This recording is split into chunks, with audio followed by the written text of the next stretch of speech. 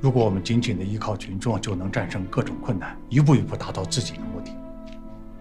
群众工作的内容是发动人民进行清算汉奸的斗争，是减租和增加工资的运动，是生产运动。应该在这些斗争中组织各种群众团体，建立党的核心，建立群众的武装和人民的政权，把群众斗争迅速从经济斗争提高到政治斗争，参加根据地建设。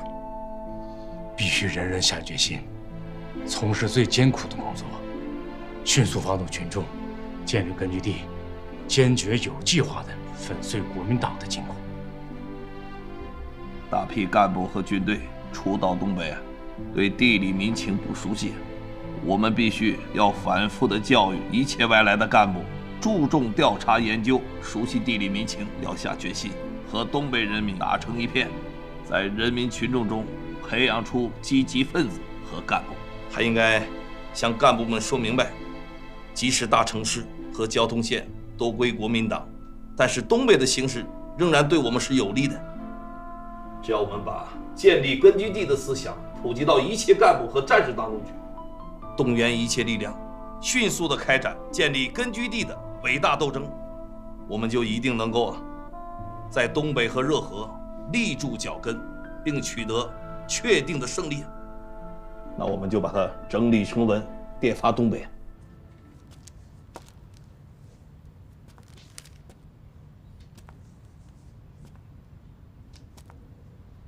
黄可征的3师在哪里？已经到附近了，但还没能见到人。7师呢？正在撤退中。杨国福，这是打的什么仗？一个师顶着2个军在打，能坚持到现在，已经很不容易了。其他部队呢？有的在辽东半岛登陆，有的在沈阳，还有的在……不要总讲有的，告诉我具体部队的具体位置。都是刚出关的部队，人生地不熟，有的连自己在什么地方都说不清。杜聿明，距我现在多远？石潭军的前锋离我们不到50里。报告。接。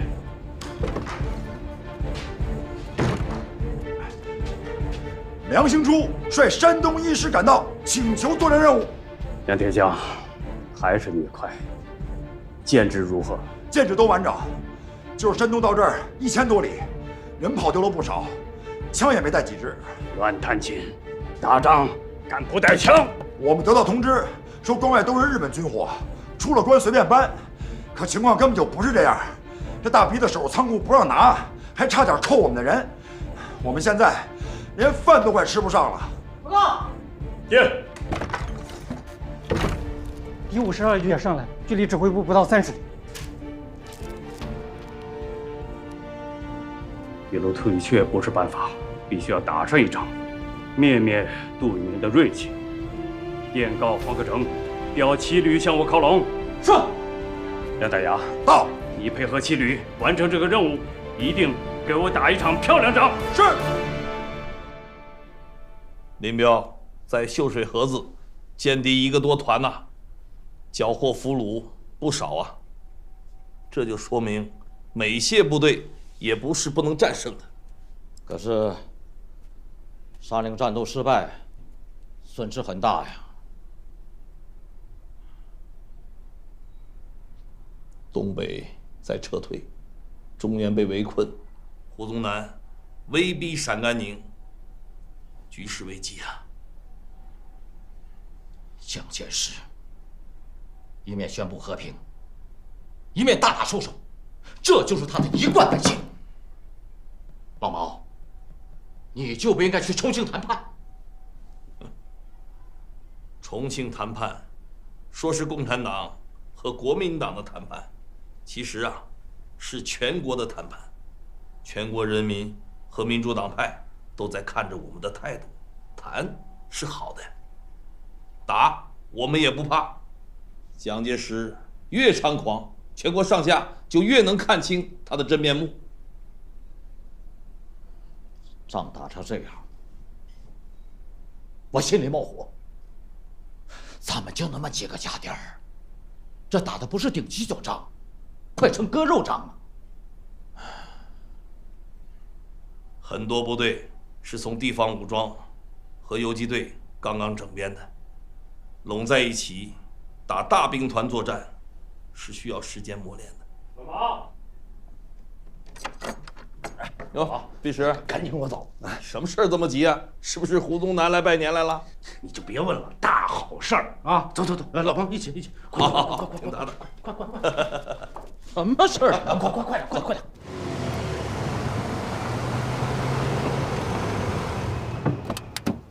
来，律师啊，你到底是接谁呀？搞得神神秘秘的。待会儿你见着就知道了。走。啊！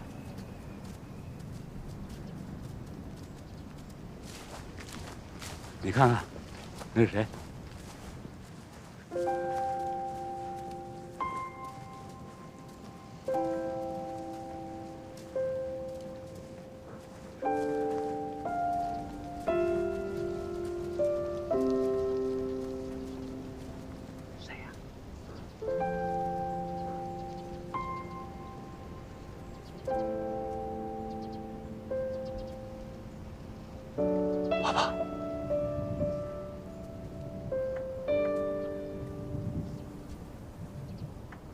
是安英，是安英爸爸。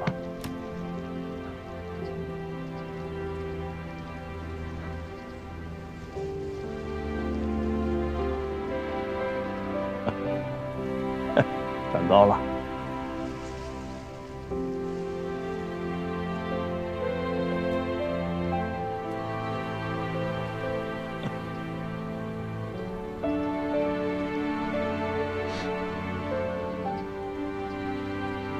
布列斯基同志，哎，你好啊，谢良山同志。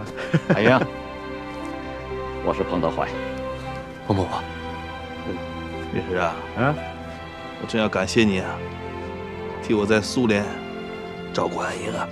哪有啊？你儿子跟你一样啊，又独立又有主见，哪用我照顾啊？回家了啊，回家了。爸爸，我来了。哎，让爸爸替你做点事情。走吧。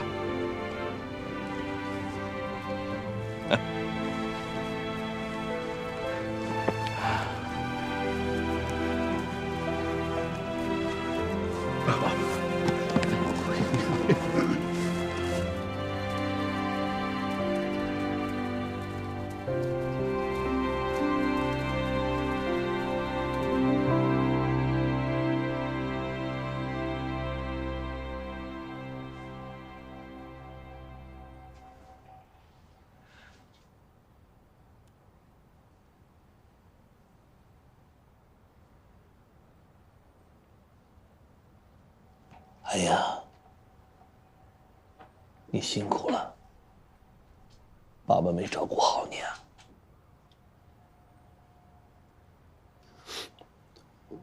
我跟弟弟在上海，虽然曾经流浪街头，但是我坚持不讨饭，不丢人格，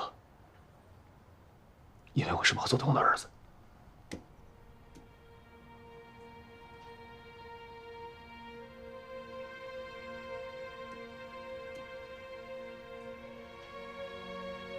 那时候，党组织被破坏了，死了很多人。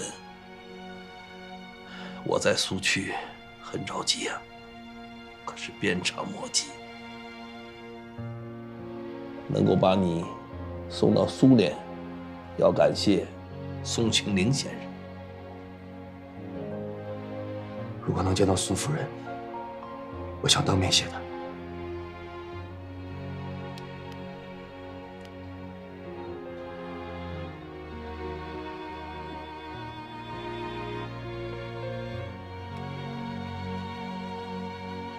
我给你梳梳头，我自己来吧。让爸爸给你梳。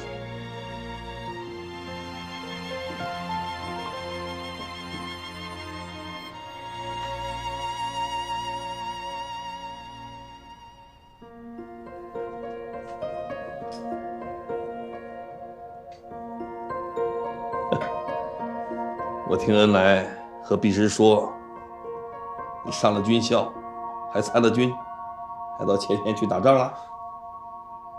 苏联的领导要保护我，要求我待在后方，我不干。你在中国打击日本法西斯，我也要在欧洲打击法西斯。斯大林批准了，我跟着部队一路打进了白俄罗斯、捷克、波兰，学了不少本事。这些经验很珍贵，但是要在中国工作还远远不够啊。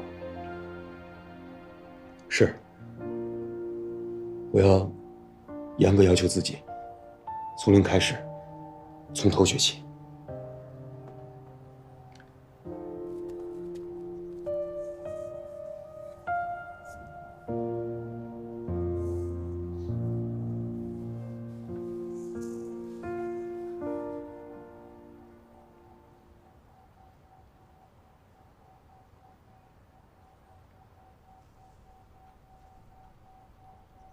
您怎么了？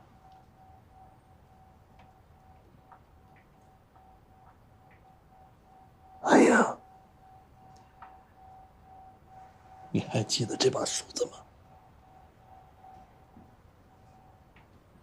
这是小时候您给妈妈用的那一把。其实啊，是妈妈送给爸爸的礼物，也是爸爸最珍贵的东西。每次一看到它，我就会想起你的母亲。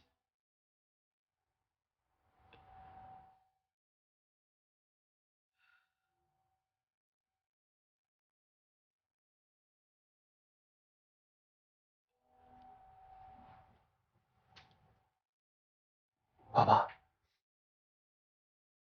妈妈当时在监狱里很坚强，和他们斗争。妈妈走之前还在念着您的名字。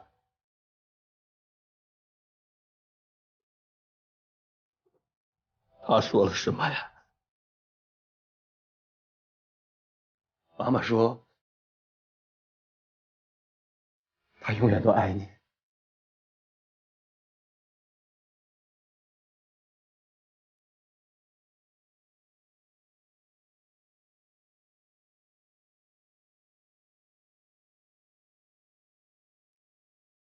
别回头，往前走。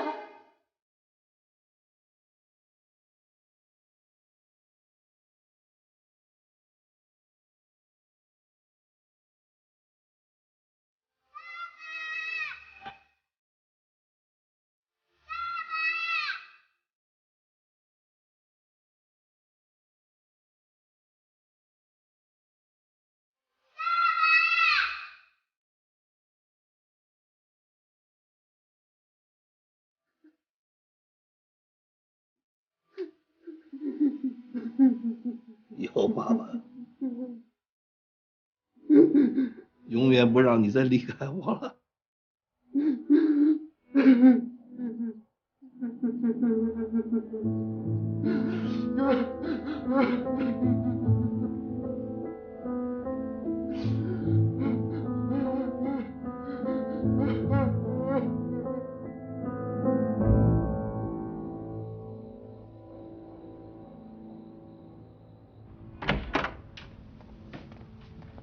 回来了，8年呀，8年过去了，但是我们终于回来了。瞧把你高兴的。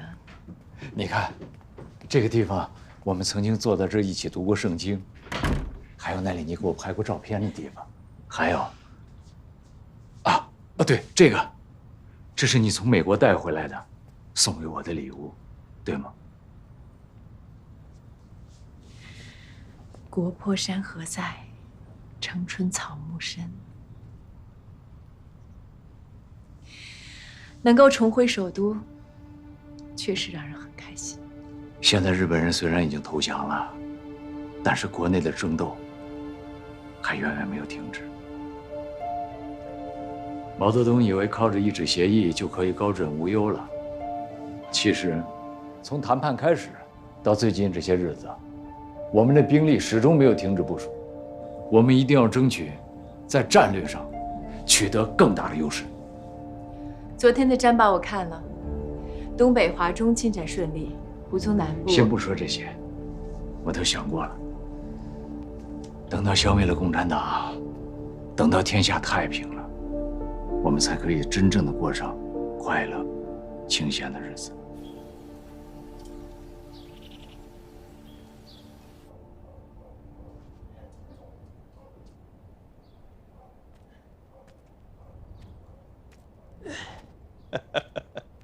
哎呀，爸爸，哎，你起得早啊！我刚到你窑洞找你，人都不见了。我绕了宝塔山跑一圈，过来找您，您不在。您起得也挺早的。是。我呀，是一夜无眠，时局艰难呐。我听朱伯伯说，总司令说，东北占据不利，丢了4平。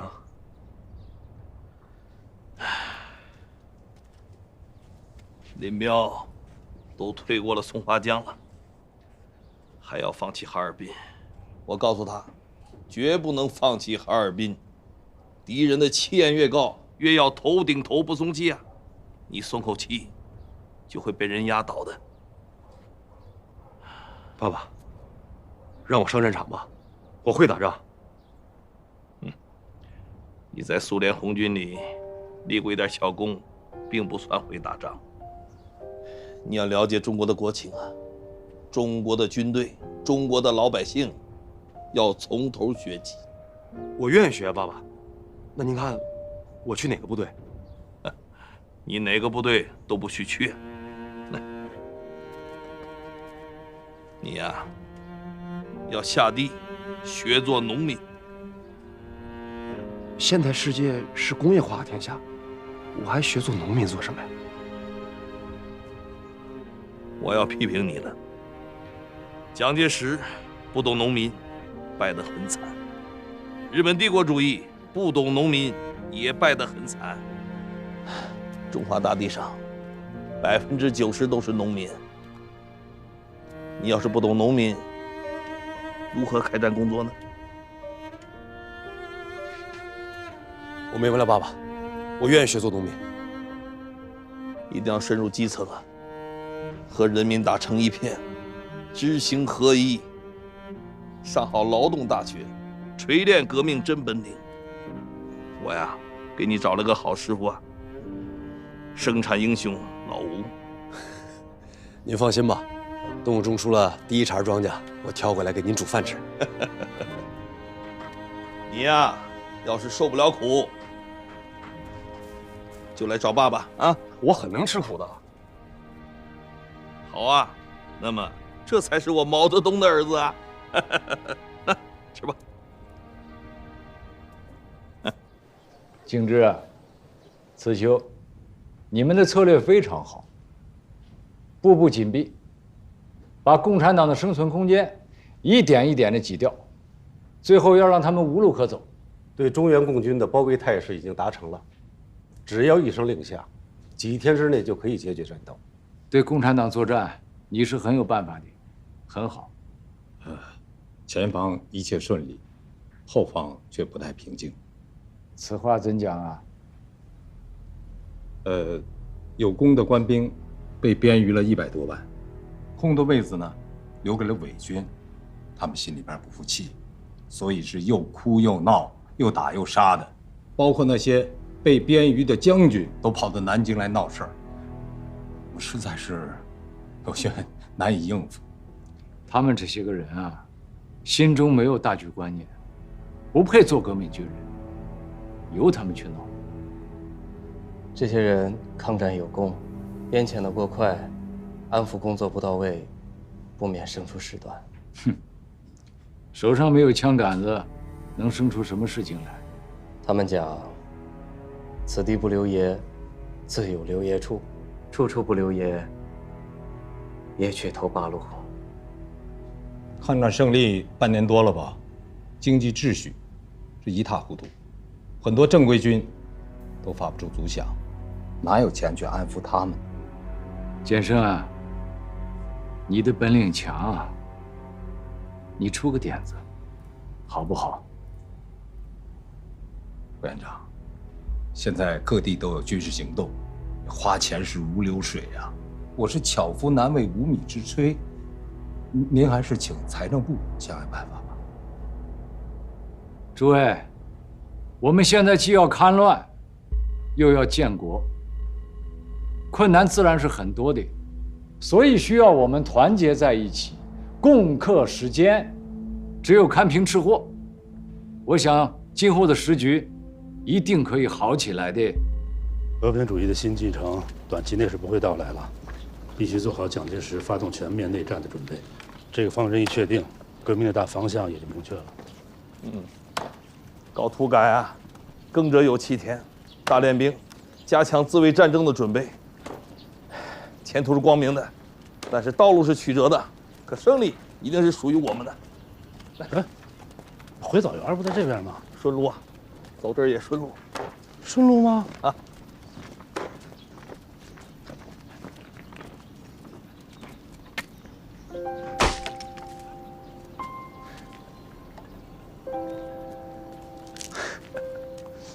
想儿子了吧？你早说呀！主要是要关心一下他在劳动大学学习的情况如何呀。洋面包吃多了，要多喝几口盐和水啊。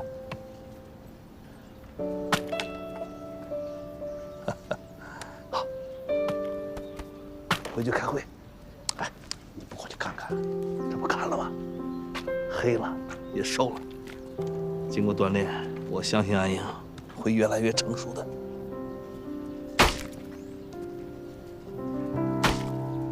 现在啊，种种迹象已经很清楚，蒋介石即将要撕毁和平协定，发动内战。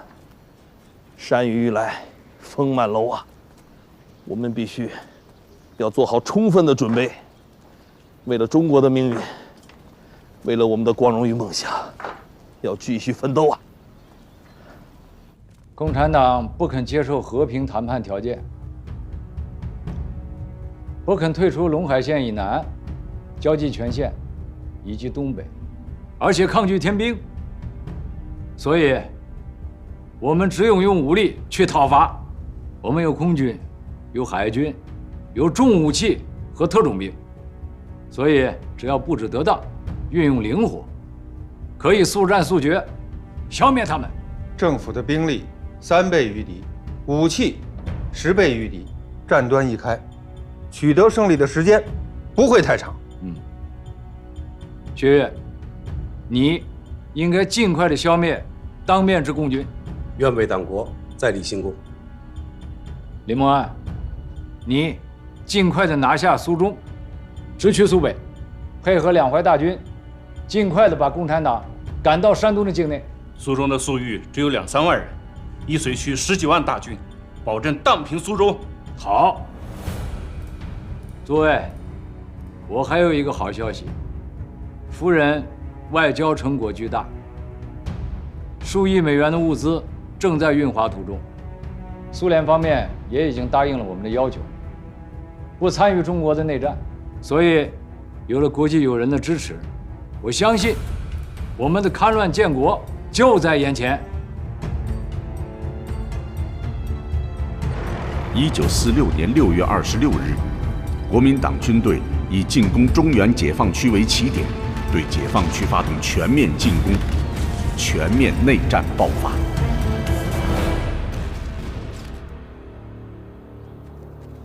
蒋介石背信弃义，撕毁和平协定，调集约160万大军，对我各解放区发动全面进攻。华北、东北、华中打得都很艰难，中原的部队被留置合围，正在突围。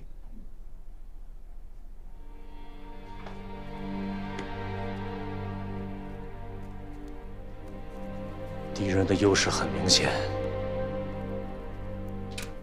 他们的兵力是500多万，而我们的兵力只有120多万。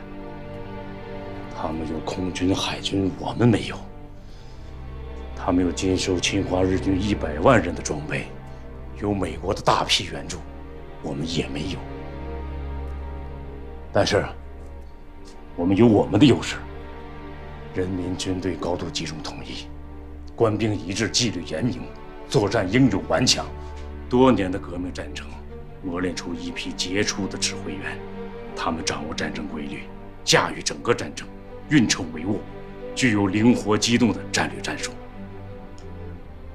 在各解放区，各级党组织和地方政府认真贯彻执行减租减息政策、5·4指示和城市政策，极大激发了工人、农民当家作主、翻身解放的政治热情，生产积极性很高，农业、工商业发展都很快，为战争提供了物质保障。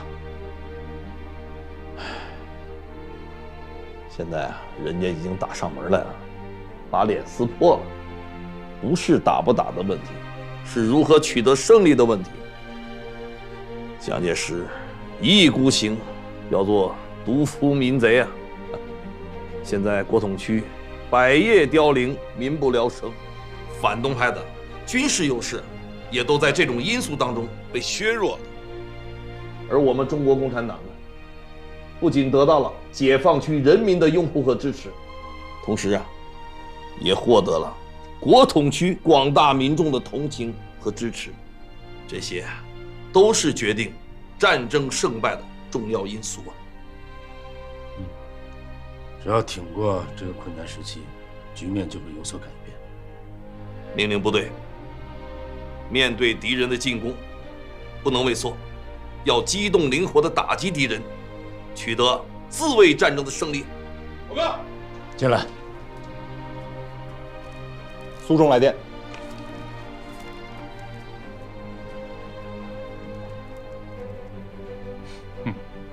粟裕请战，他要向李默庵反攻。2万打10几万，这个粟裕啊，胆子挺大的啊。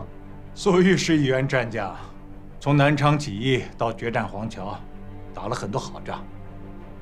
我建议，让他试试。好啊，让粟裕放手去干，再展一次小楼兰呐！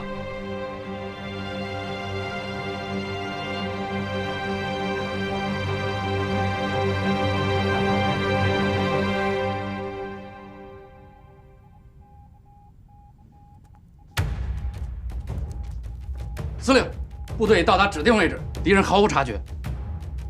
苏中是8年全国抗战打出来的根据地，军民一条心。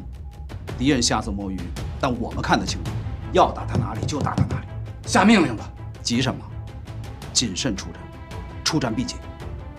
夺取泰兴、宣家堡之后，还要继续向敌进攻，在运动中消灭敌人，争取获得连续的胜利。是。华中野战军在苏中地区7战7捷，其他战场也先后取得胜利，粉碎了国民党军队的全面进攻。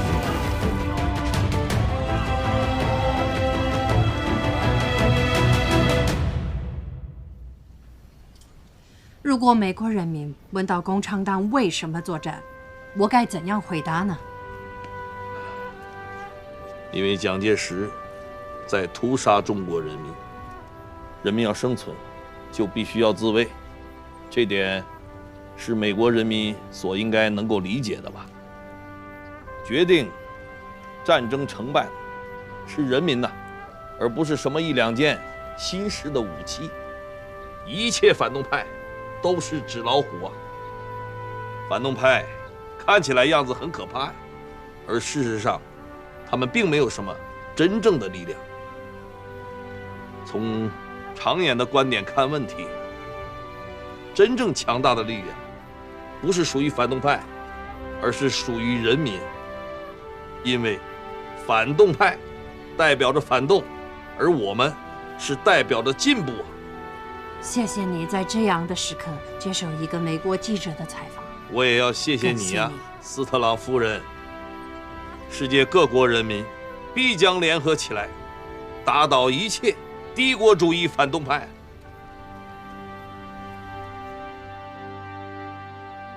10个月来，政协决议不但未曾丝毫付诸实施，而且被国民党当局破坏无疑。停战协定是经过政协决议批准的，但内战从东北大打到关内，政府当局彻底破坏了1月间停战令的位置，和平谈判的大门已经被国民党政府当局一手关闭了。一党国大中将要玩的一切把戏，乃至改组政府，我们绝无一顾之必要。现在开幕的一党国大，不但使中共及第三方面最近商谈的协议成为不可能，并且最后破坏了政协以来的一切决议、停战协定和整军方案，隔断了政协以来和平商谈的道路，同时也很快的彻底揭穿了政府当局11月8日停战令的欺骗性。这个一党国大还要通过一个所谓的宪法，把独裁合法化，把内战合法化，把分裂合法化，把出卖国家人民的利益合法化。照这样做下去，中国人民一定会陷入苦痛的深渊。我们中国共产党坚决不承认这个国大。周先生，为什么不能参加国大？参加了这个国大，承认了这个把戏，就必然推翻政协的协议，严重偏离和破坏了政协以来和平、民主、团结、统一的轨道。中间的道路是没有的。现在进攻解放区的血战方殷，美国政府援剿内战的政策依然未变，假和平、假民主，绝对骗不了人的。但是，我们中国共产党愿意和中国人民及一切真正为和平、为民主努力奋斗的党派一起，为真和平、真民主奋斗到底。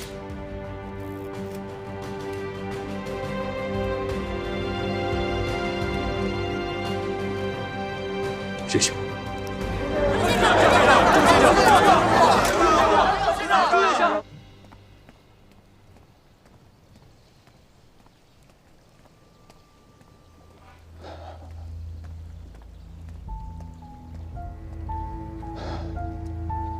本来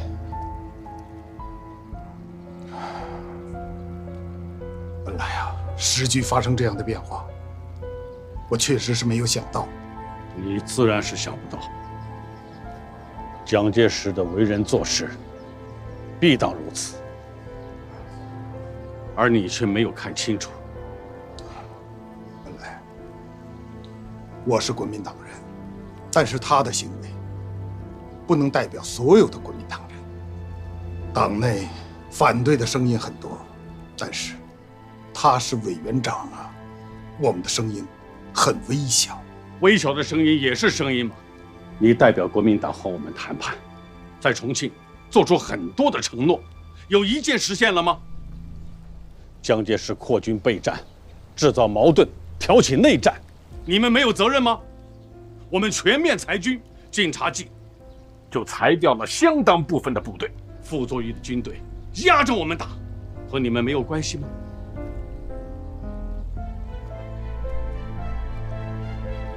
从重庆到南京，我反复奔走，和国民党许多要员沟通交谈，就是希望避免内战。蒋介石去释放烟雾弹，拖刀机用的高明啊！他难得这样高明一次，却用在对付自己的手足兄弟。本来，对不起呀。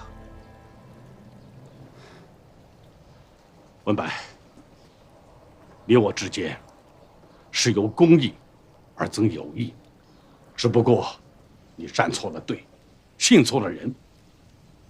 蒋介石绝不会成功，军事冒险绝不会成功。你可以看到，破坏和平、与民为敌的战争，最终如何失败。本来呀，听了你这番话，我这心里头好多了。你我从黄埔军校开始，从东征到北伐，可以说是肝胆相照的朋友。尽管政治见解不同，信仰不同，但是这并不能减损我们之间的友谊呀。可是谈判了10个月，我整整被人利用了10个月。如果这不是事实，我说话口没对着心，天打雷劈呀！为什么？啊？我到现在我都搞不清楚。文白兄，你不要这样说。对你这个人，我是了解的。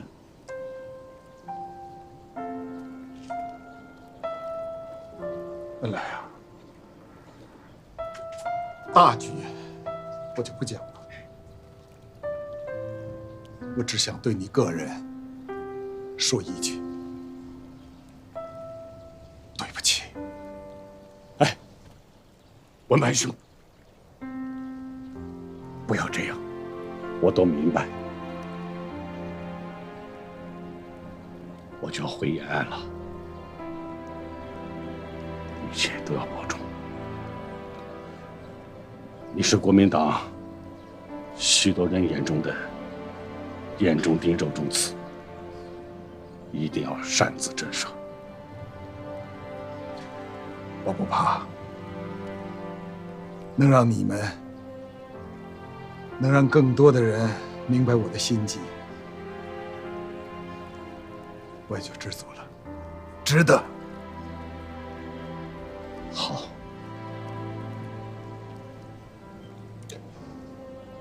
我们还会再见面的。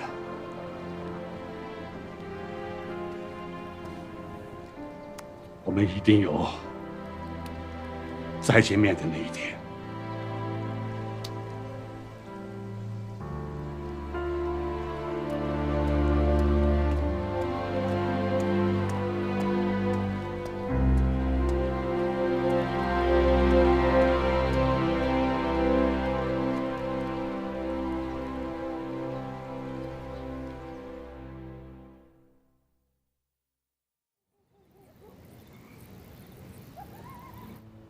这困难无疑是很大的。主力作战不利，退到了南满。敌人用10万大军围攻南满，而我们只有不到4万人，回旋余地很小。这个局怎么破？我还是那个意见。南满部队退向北满，与主力会合，大家在一起，没有过不去的鬼门关。我和萧劲光从北满过来，大雪封山，无路可行。我们几万人要翻越长白山，至少要减员几千人呐！同志们，这个损失我们受不起。中央和东北局指示我们，一定要在南满坚持。拿什么坚持？拿共产党人的意志坚持。咱们难，那敌人更难。只要挺过了困难，那就能取得最后的胜利。打仗打硬仗，我们从不含糊。可是司令你也说了，这回旋余地小，再打下去，怕是要把我们赶到鸭绿江里去了。